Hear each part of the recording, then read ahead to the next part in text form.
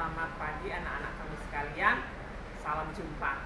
Pada pertemuan kita di pagi hari ini adalah pertemuan yang ke-6 di kelas 10 IPS. Kita akan melanjut topiknya tentang interaksi sosial. Minggu lalu sudah saya katakan bahwa interaksi sosial adalah pusat jantung sentral dari masyarakat. Artinya, tidak ada masyarakat atau masyarakat itu tidak akan terbentuk tanpa adanya interaksi. Jadi kalau kita belajar sosiologi, jantungnya belajar masyarakat, jantungnya belajar sosiologi adalah interaksi sosial. Nah, kita masuk yang pertama langsung. Mengapa atau alasan apa manusia melakukan interaksi sosial? Itu tidak lain karena manusia sebagai makhluk sosial. Apa itu makhluk sosial? Manusia yang tidak bisa hidup tanpa orang lain. Artinya ketika kita lahir, ketika kita nanti meninggal, kita membutuhkan orang lain. Yang kedua, apa tujuan manusia berinteraksi? Yaitu dalam rangka memenuhi kebutuhan hidupnya. Jadi kalau kebutuhan hidupnya baik primer, sekunder, tersier dan sebagainya. Yang ketiga, apa itu interaksi sosial? Berarti ini anak-anak bicara tentang pengertiannya atau definisinya, yaitu hubungan dan pengaruh timbal balik.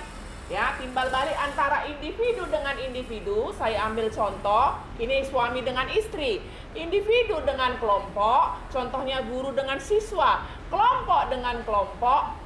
Ini contohnya supporter A dengan supporter B pada saat misalnya pertandingan sepak bola. Nah, yang keempat, dalam bentuk apa saja interaksi sosial itu nampak atau bisa kita lihat, yaitu ketika ada orang berbicara, ketika ada orang saling tersenyum, ketika ada perdebatan atau diskusi, ketika ada jual beli di pasar. Nah, itu semua adalah bentuk-bentuk interaksi sosial yang bisa kita lihat. Nah, sekarang masuk yang kelima. Syarat-syarat terjadinya interaksi sosial, yaitu ada dua nanti anak-anak. Yang pertama adanya kontak fisik, yang B adanya komunikasi. Kita lihat dulu yang pertama, kontak fisik. Nah, ini saya bagi atas dua. Yang pertama berdasarkan caranya, yang kedua berdasarkan sifatnya. Nah, kalau dia berdasarkan caranya, ini langsung, berarti tatap muka, face to face. Ini tidak langsung, ini melalui media massa atau kalau zaman dahulu surat ya. Nah, berdasarkan sifatnya, ini ada yang positif. Berarti kalau positif mengarah kepada kerjasama, pembeli atau penjual. Negatif, ini berarti mengarah kepada konflik atau tawuran. Nah, masuk langsung yang B, adanya komunikasi, communication. Apa itu komunikasi? Kegiatan saling menafsirkan. Apa yang ditafsirkan? Perilaku, sikap, kata-kata, perasaan, dan lain-lain. Sehingga pemberi dan penerima komunikasi memiliki pemahaman yang sama. Jadi tidak ada miscommunication. Jadi kalau ada miscommunication, nah ini bisa berujung fatal, ya. Contohnya suami istri, kenapa bercerai? Karena miscommunication. Nah, kita lihat yang berikutnya, komponen-komponen komunikasi.